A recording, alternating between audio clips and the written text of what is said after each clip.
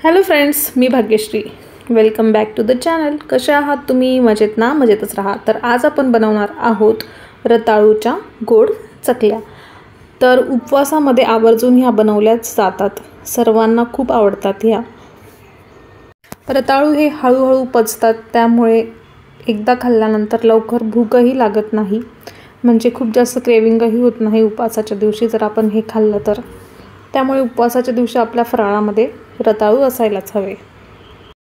आपल्याला जर श्वसनासंबंधी काही समस्या असतील तर रताळू खाल्ल्यामुळे त्या भरपूर प्रमाणात सॉल्व्ह होऊ शकतात, किंवा आपल्याला त्वचारोग असेल तर तोही आपला बरा होऊ शकतो. रताळू खाल्ल्यामुळे आपलं पचन सुधारतं. आणि सर्वात महत्त्वाचं म्हणजे रताळू हे विटॅमिन B6चा सर्वात मोठा स्रोत असतो.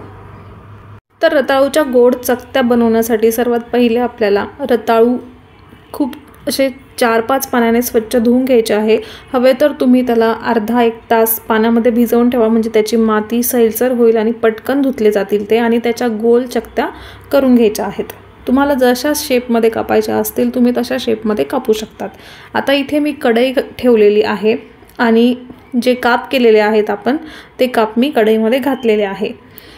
आणि वरून मी जवळजवळ हे 1 वाटी रताळूचे काप आहेत आणि मी अर्धी वाटी साखर घातली आहे. तुम्ही तुमच्या आवडीप्रमाणे 1 वाटीही घालू शकतात.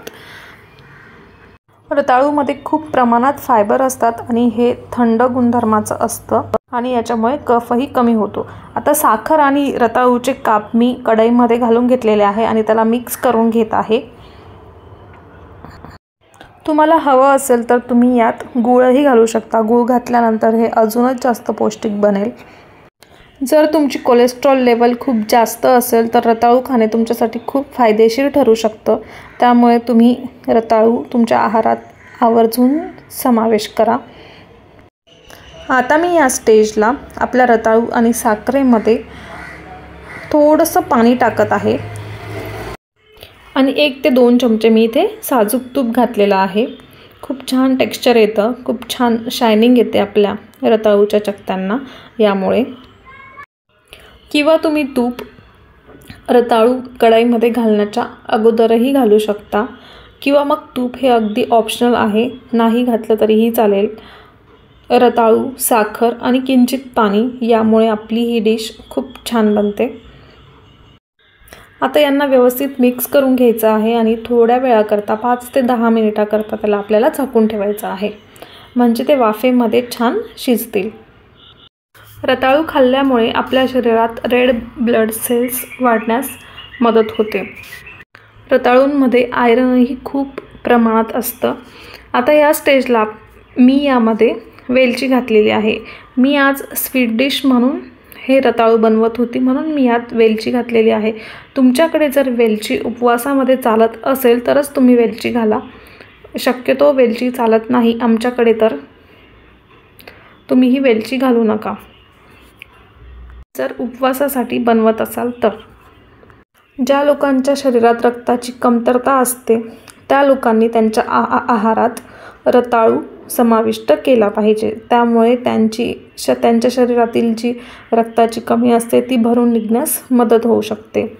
तर तुम्ही बघू शकता छान मेल्ट झालेली आहे आपली साखर. आता खूप छान. या स्टेजलाही तुम्ही गॅस बंद करू शकता.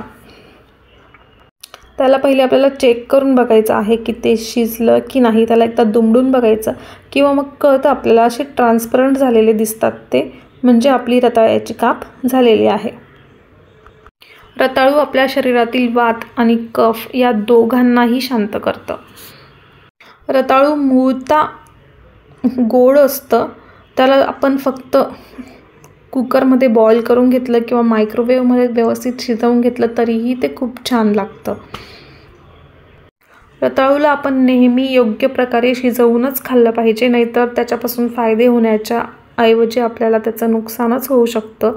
काही लोकांना रताळूची ॲलर्जीही असू शकते, तर तुम्ही खाताना काळजी घ्यायची आहे जर तुम्हाला ॲलर्जी असेल तर.